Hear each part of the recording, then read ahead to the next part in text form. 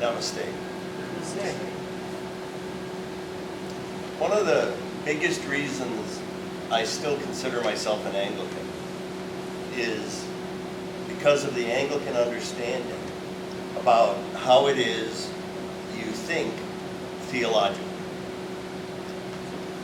Around the time of the Protestant Reformation, you had, of course, the Roman Catholic Church, which said you think theologically. Well, first of all, it was one of only two churches in town, the Roman Catholic Church and the Orthodox Church. But the Roman Catholic Church said you think theologically by using Scripture and tradition. And the Anglicans came along and said, well, how's about Scripture, tradition, and reason?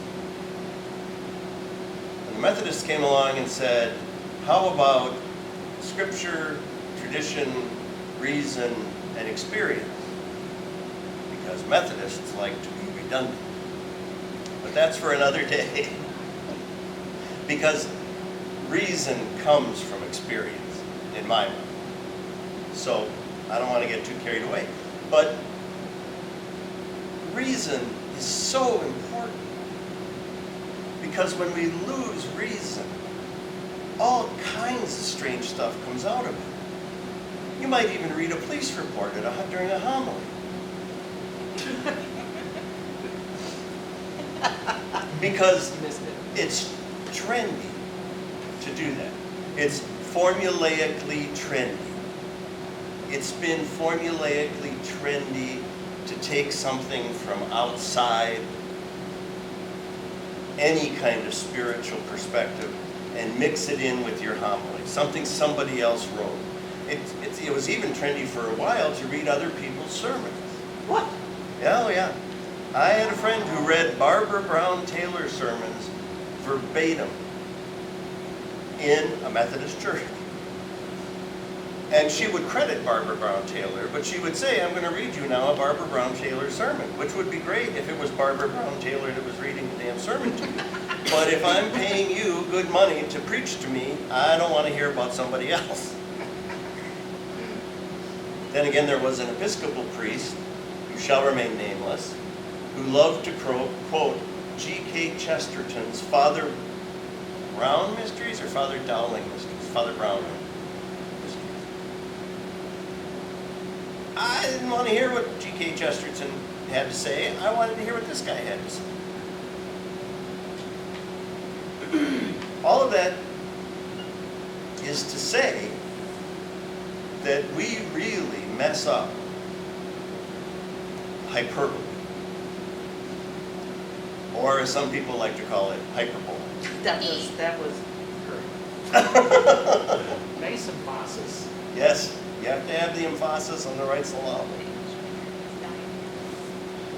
This passage about counting the cost reflects a reality. And then it also offers the opportunity for us to get carried away. Do you remember, well, I'm sure you remember Columbine.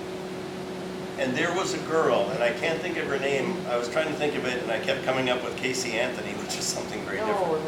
But I think it started with a C. And supposedly one of the little urchins that shot up Columbine, I think his name might have been Dylan something, asked her if she was a Christian or not. And she said yes, and he shot her. Reason tells me that there is no way a loving, compassionate God wanted that girl to say yes. Only a narcissistic personality disordered God would say, I think it's a pretty good idea if you all get yourself killed by claiming allegiance to me. In fact, though, the tendency of traditions to get carried away resulted in this tendency and this belief, in fact, that the best way to guarantee your path to heaven was to be martyred. And so in the earliest church, people just couldn't wait. Get me in front of the lions. let me say something stupid somewhere that will get me killed for my faith. And I want to say that's the antithesis of what Jesus is talking about. How about some reality? And through the lens of hyperbole. Whoever comes to me and doesn't hate is a hyperbole word. Father and mother, spouse and children, and brothers and sisters. If I was what would I be, a Anglican? No, hey, I kind of like that. If you're a Buddhist Anglican, you're a Anglican? That's kind of nice. I would say that what Jesus is talking about is attachment. And he's using extremes, like he does, to kind of wake people up, in the same way that a Zen koan does. What he's saying is, I believe, if you know what the right thing to do is, and a member of your family says, I don't think you should do that. You have to know that the thing to do is to follow your conscience. And if somebody close to you doesn't like that, you simply can't let it stop you. And in other places, when Jesus says he hasn't come to bring peace but a sword, this is the kind of thing he's talking about, that people, if you follow an informed conscience, will disagree with what you're doing. But you should still do it. And there will be social consequences. People won't like it. People will shun you. People will push you to the margins. And he continues regarding hating, yes, even one's own life. Because people who do the right thing get themselves killed. Not every person does the right thing. But the larger the scale is in which you do the right thing and the more it upsets the powers that be, the more likely it is you are to get killed. Witness, say, Jesus. Or Oscar Romero in El Salvador. Or Martin Luther King in the American South. But notice the difference. That's not a running towards martyrdom for martyrdom's sake. And I say that not as a criticism of that girl whose name escapes me. I'm not suggesting that's what she was doing. But if you're running towards martyrdom for martyrdom's sake, you're getting killed not for doing the right thing, but looking for shortcuts. You're getting killed not because you looked at the world, saw it clearly the way it was, and acted in a way that you thought was correct. You're trying to bypass the conflict. And that's why, in addition to the fact that it went so swimmingly with the opening song, which I didn't even realize until I was looking at it, I chose this reading from Jack Kornfield about rain. And it always echoes for me the Julian thing that I always get in the wrong order about a way to tend to allow acceptance, and that's probably not right. What is right? Await.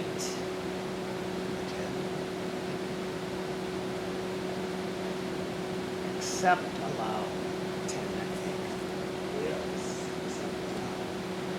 Yeah, it's a Julian in Norwich, 4 A's. It's not AA, it's not AAA, it's 4 A's. And she's basically saying the same thing that we're saying with rain, is that you should be patient, pay attention. When things happen, let them happen, and accept that it's reality. That's very much the second step of rain, which is acceptance. The first one is recognize what's going on, and then accept that it's what's going on.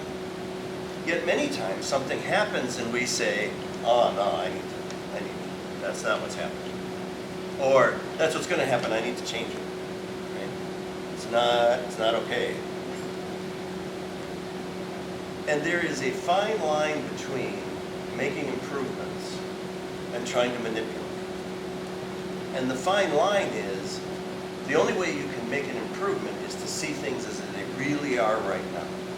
And I would say, since Jack went there, and since Jesus went there, even though my name doesn't start with a J, I'll go there. When you're looking at social problems, you cannot see them for what they are with a snap look. With the what? A snap look. In other words, you can't just peer in there and go, here's what needs to happen. Witness this. We have entrenched poverty in Milwaukee and other places. I mean, Milwaukee's not alone, but we're very good at it. We have racism in Milwaukee. We're not alone, but we're very good at it. We have segregation in Milwaukee. Not alone, but we're probably among the best at it in the country. We're number one. Especially in the north. We're number one.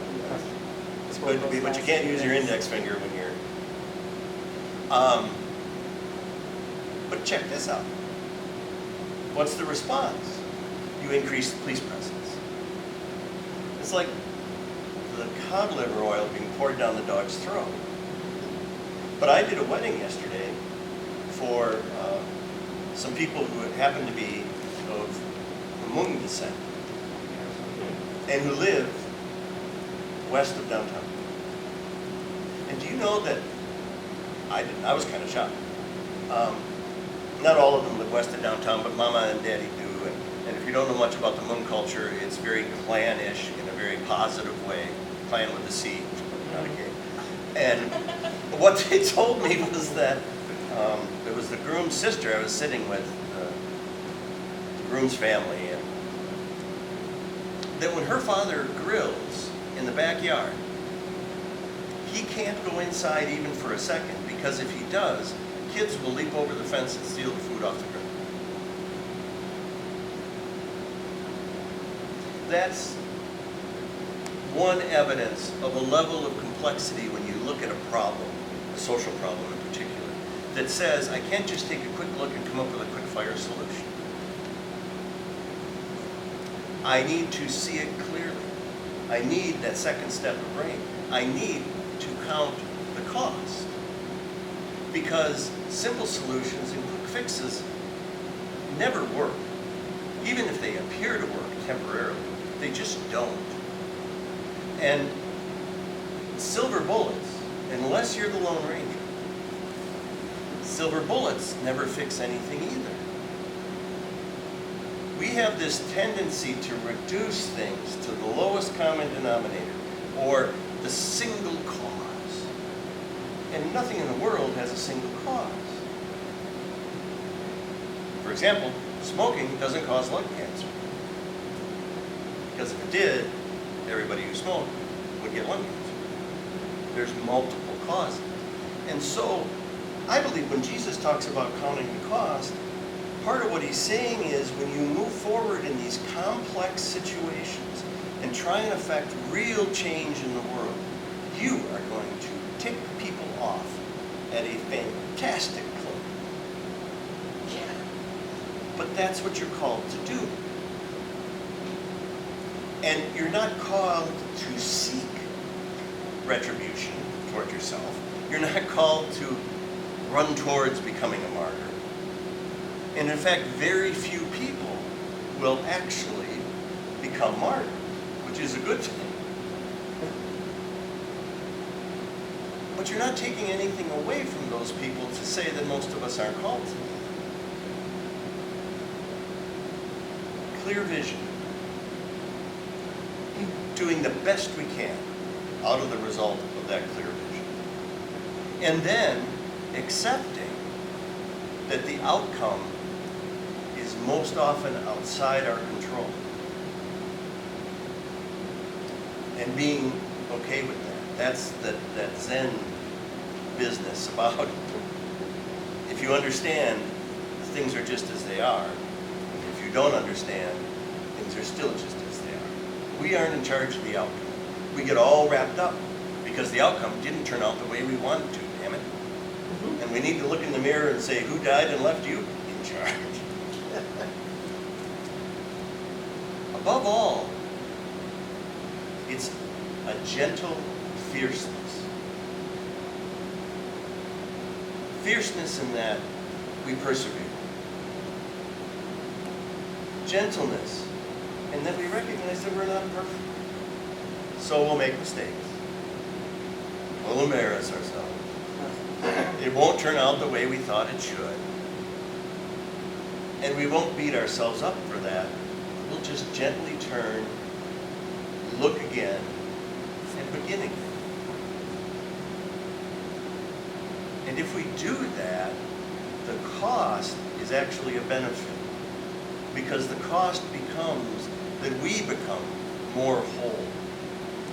And there's uncomfortable bumps along the way, but we know that we're acting in accord with our beliefs and our conscience and doing the best we can. And that's more than enough. Amen.